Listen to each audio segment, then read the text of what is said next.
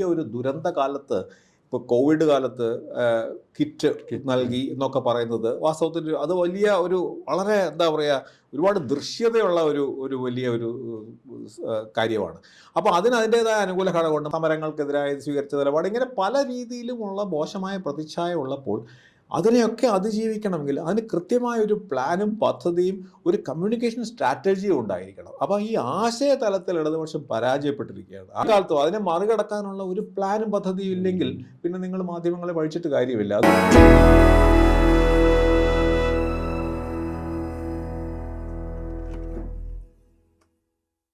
നമ്മൾ കാണേണ്ട ഒരു കാര്യം, 65 ലക്ഷം കുടുംബങ്ങൾക്ക് 1600 രൂപയായിരുന്ന പെൻഷൻ 2000 രൂപ പ്രതിമാസം 2000 എനിക്ക് തോന്നുന്നു കഴിഞ്ഞ തെരഞ്ഞെടുപ്പ് വാഗ്ദാനം 2500 ആയതുകൊണ്ട് തന്നെ ഈ അടുത്ത ബഡ്ജറ്റിൽ അത് 2500 ആയിട്ട് പ്രഖ്യാപിക്കാനുള്ള സാധ്യതയുണ്ട്.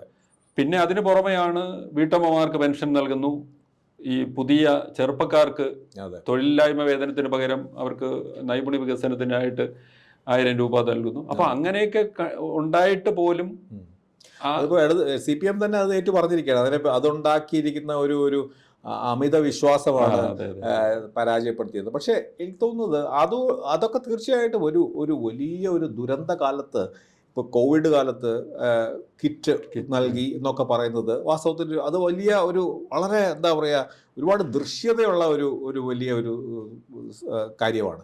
അപ്പോൾ അതിൻ്റേതായ അനുകൂല ഘടകമുണ്ട്. മാത്രമല്ല ഈ വലിയ ദുരന്ത കാലത്ത് സമൂഹങ്ങൾ തീർച്ചയായിട്ടും സർക്കാരുകൾക്ക് അനുകൂലമായി ചിന്തിക്കുന്നത് ലോകം മുഴുവൻ ചരിത്രത്തിൽ കാണിച്ചിട്ടുള്ള അതിൻ്റെ ഒരു പ്രയോജനമാണ് അന്ന് കിട്ടിയത്.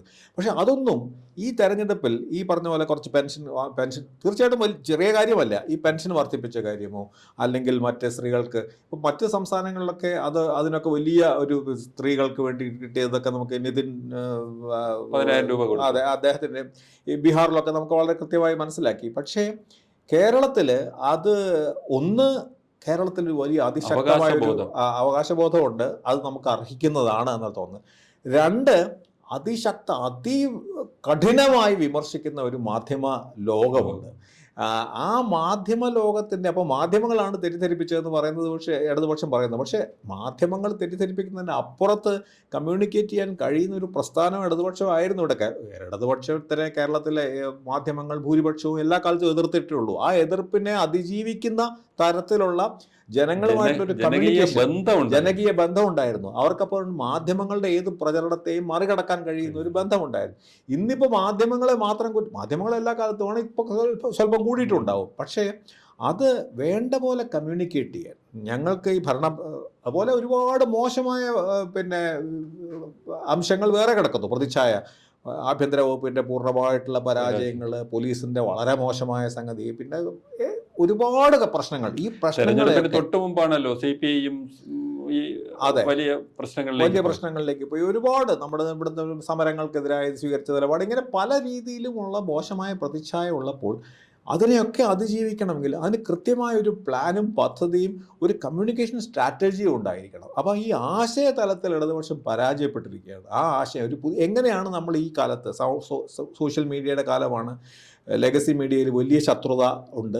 ഇതൊക്കെ പഴയ പോലെ പാർട്ടി ക്ലാസ്സും പാർട്ടി സമ്മേളനവും അതൊന്നുമില്ല. കാരണം അങ്ങനെ ഒരു സമാന്തരമായിട്ടുള്ള ഒരു നെറ്റ്വർക്ക് ഉണ്ടായിരുന്നു. ഇപ്പോൾ അതൊന്നുമില്ല.